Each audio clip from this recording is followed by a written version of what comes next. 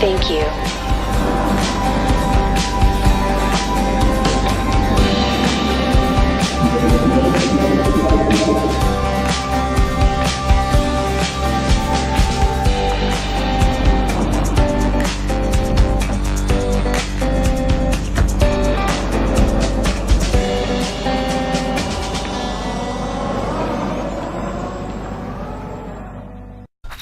Number 2.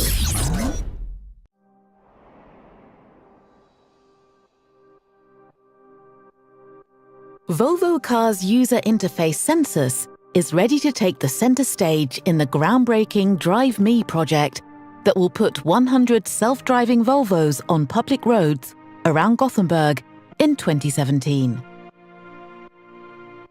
The interface is designed to be intuitive and easy to use. While driving autonomously, the car turns lost commuting time into quality time by keeping the driver well-informed, relaxed, and confident that the IntelliSafe autopilot is completely in control. Sections of the route available for autonomous driving are displayed when the journey is programmed into the navigation system.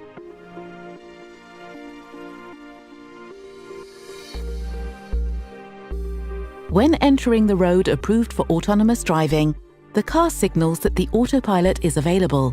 Lights on the steering wheel paddles start flashing.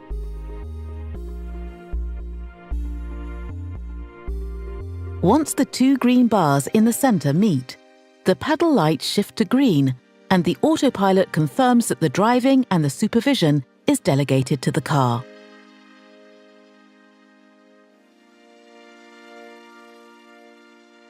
The remaining driving time in autonomous mode is counted down in the center of the right dial, keeping you informed about how much free time you have left.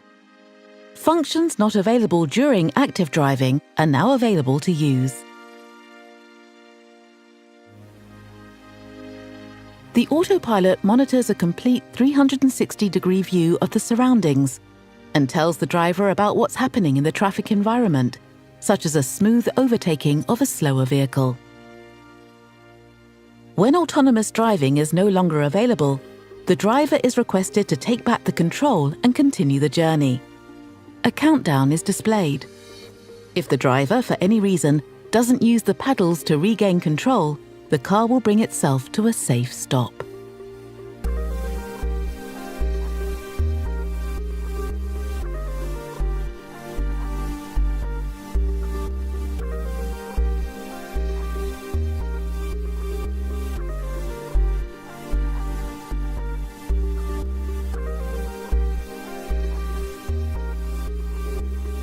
The self-driving Volvo will safely handle every aspect of the driving while you focus on something else. But anytime you want confirmation that IntelliSafe Autopilot is on top of its game, the information is always right there, right in front of you. Number 3. Introducing Software Series 7. Start your morning with Summon. While you get ready, summon your Tesla from your Tesla app, automatically opening the garage, pulling out, and closing the garage for you. Combining a newly streamlined interface with the enhanced control and versatility of your daily commute. Over-the-air updates continually improve and add new features to Autopilot. Autopilot removes the stress from your commute. Designed for highway use, Autopilot assists you with the routines of daily driving, whether you're cruising or crawling. To the left and right of the speedometer, find the icons for traffic-aware cruise control and auto steer. These appear as gray when available and blue when active. Use the cruise stalk to engage traffic-aware cruise control. Pull it toward you once to engage smart speed and twice to activate auto steer as well. Keeping your hands on the wheel, ease back as traffic-aware cruise control maintains your cruising speed, dynamically adjusting in response to other vehicles.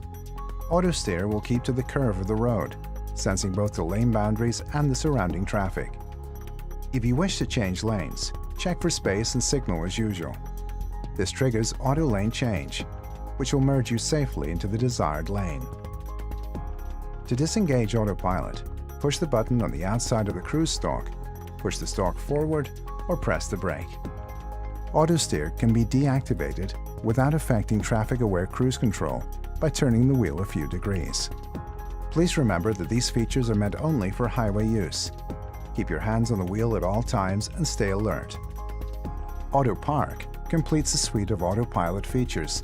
As you drive past an open spot, pull about one car length ahead and come to a complete stop.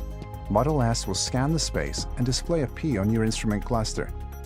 Signal and shift to reverse. Press Start and Auto Park will initiate, guiding you perfectly into position.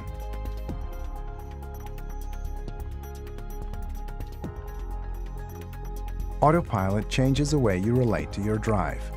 It expands your awareness of Model S and its surroundings, enhances your ability to respond, and gives you more comfort and energy during and after your drive. Number 4.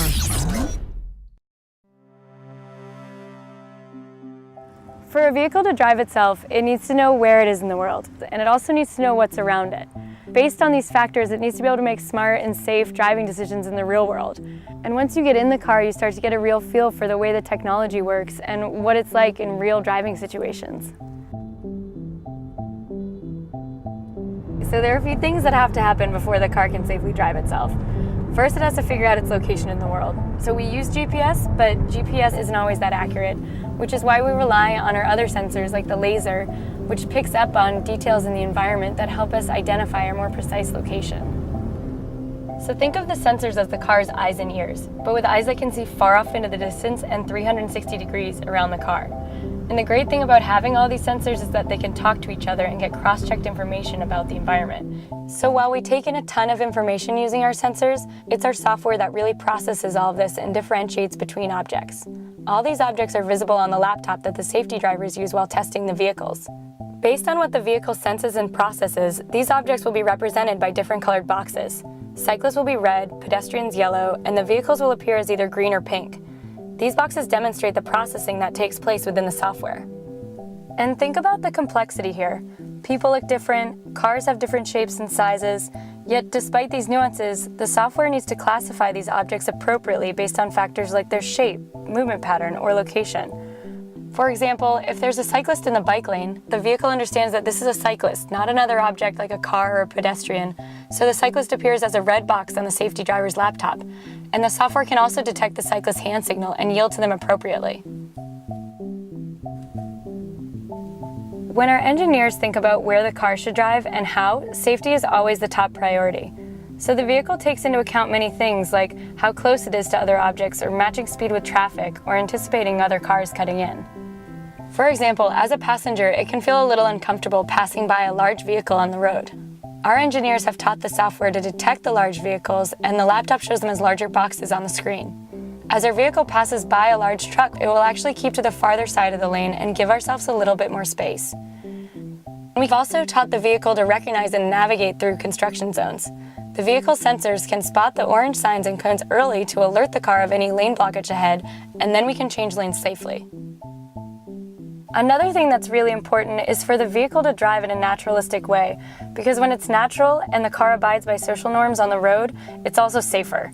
For example, at four-way stops, people typically rely on eye contact to communicate whose turn it is, and in our case, the vehicle inches forward into the intersection to indicate its intent. So my role as a safety driver is first and foremost to keep the car, myself, and everyone around me safe. And in addition to keeping the car safe, I also provide detailed feedback to developers and let them know the car does anything that maybe I wouldn't have done personally. Maybe the car wasn't assertive enough in a lane change or wasn't fast enough at a green light. We provide the detailed feedback so they can fine-tune the whole driving experience. By getting out there and driving in the real world, we're getting a better understanding of what exactly it's going to take to improve the safety and comfort and ease of transportation. And that's really what our project's all about.